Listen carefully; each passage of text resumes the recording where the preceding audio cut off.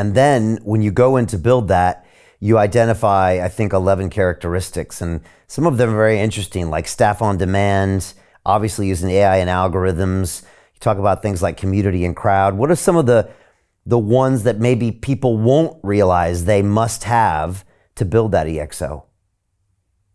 Yeah, so, what Salim and I did was we looked at some of the most successful exponential organizations, the ones that came out of nowhere and had massive disproportionate growth.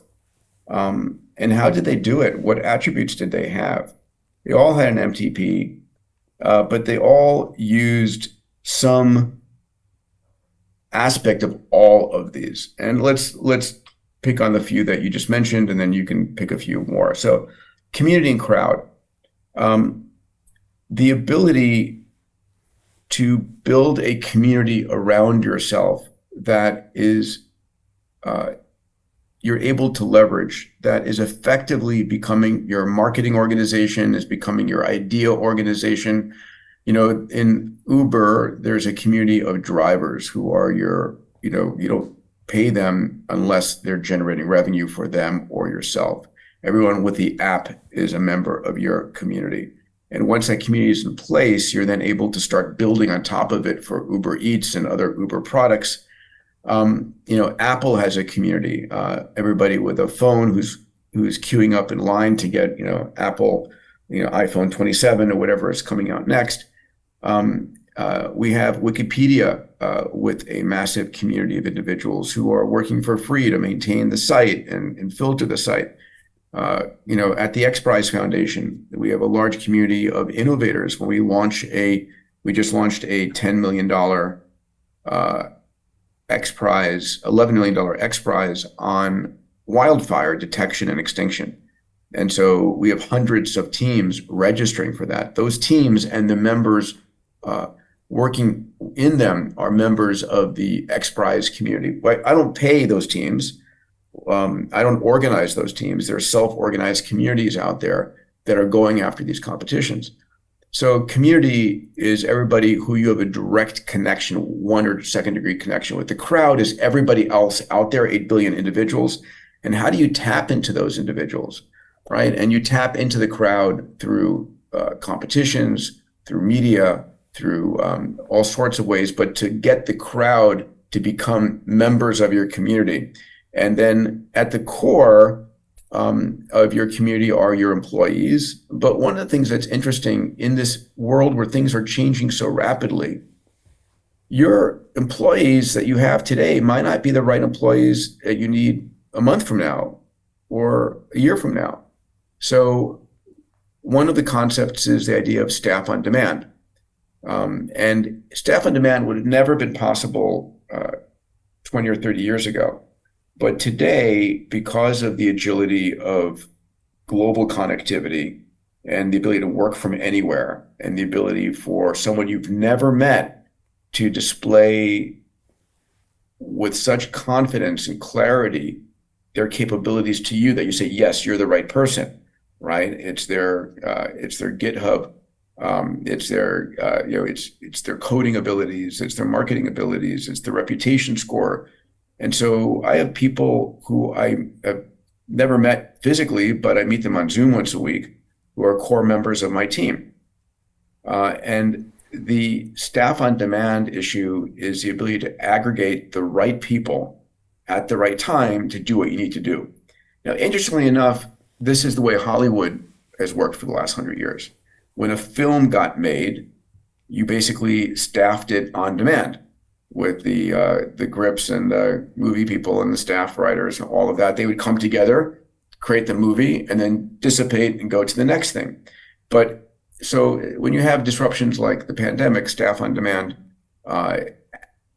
helps a company survive through that. It may not be the most stable thing for individuals, but we're now living in a world where the workforce is globalized, where if I live in LA, I can be working for a company in London or in Hong Kong.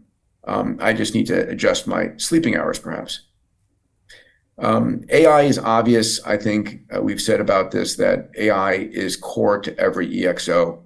understanding it. I'll mention one other thing in the AI world. So when I'm in the boardroom of companies I'm advising or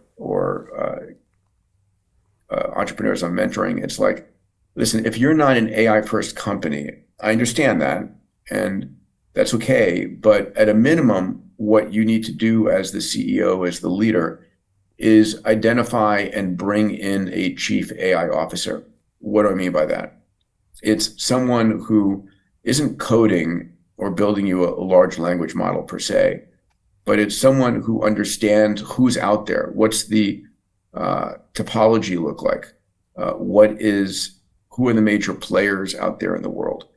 And who should you be focused on? Because we're seeing thousands of startups right now per month getting funded. And it's just this incredibly, frothy, fervent, creative period. So how do you decide? I mean, you can't be reading all of it, but you need someone who's surfing that tsunami and cherry picking what's right for your company, for your team, and bringing it in. And so I call that person the chief AI officer. They're like a strategic advisor to the CEO in the field of AI. And anybody listening should be trying to incorporate AI into every aspect of their business at this point. Yeah, I mean, I just did, my team called PhD Ventures, which are my initials. It's like what Richard Branson has with his Virgin Management Group, right? So I have a team of 14, 15 people that work with me across all my companies, and they implement Abundance 360 for me, and Abundance Platinum, and other programs that I run. And I want to empower them. So what did we do? We took 4 days, and a friend of mine, Mike Koenigs, who's brilliant in the AI field, said, let's do a content party. And so we got together. We had like 3 generative AI experts in one giant conference room, and we hacked for 4 days. There are people there who had some experience, other people who had no experience. And it's just forcing people to play, to be curious. And we said, okay, what are the 10 most important things? Everybody think about it right now, that if you could generate right now would be incredibly valuable for you. Or the content for a new website, a new content for books, or whatever it might be. All right, let's do that using generative AI in the next 4 days. And so it's a way of forcing people to learn and accelerating them, but you've got to take the time, right? And it's you have to revert back to the curious young girl or boy and not be afraid to play. Yeah, and make mistakes. So you like force yourself into a hackathon you would normally never enter, and then let it play out. Because we're all too busy. Everybody's too busy doing everything. I'm like, literally, I'm up at 6 every morning and going till 9 or 10, and I've got every microsecond planned out. I mean, literally every microsecond planned out. And I force myself to get 8 hours of sleep because that's important to me. And so when do you make the time to do that? So we did.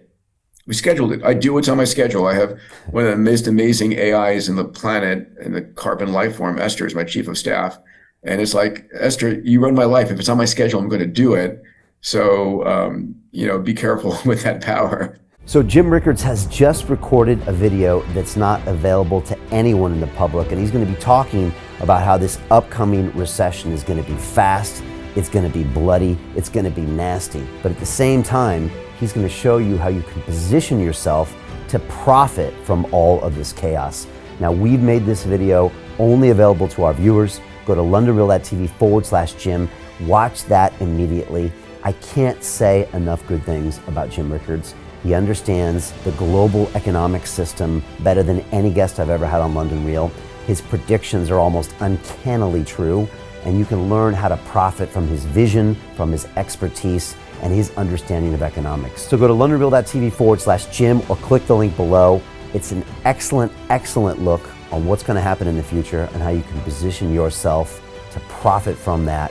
Jim is one of the best in the business, one of my favorite guests on London Real, and he's very, very good at predicting the future and showing us all to profit from it. So So click the link, and I hope you enjoy.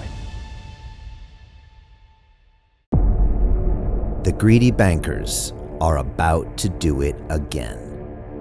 In 2008, they crashed our financial system and nearly bankrupted the entire global economy.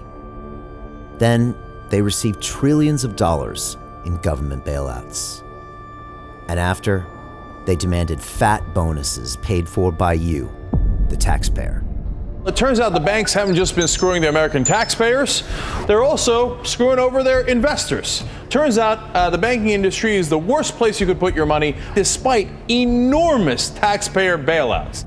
Now the bankers are back to take away your financial freedom. They lie and tell you that cryptocurrency isn't safe. They try to make it illegal for you to choose how to invest your hard-earned money.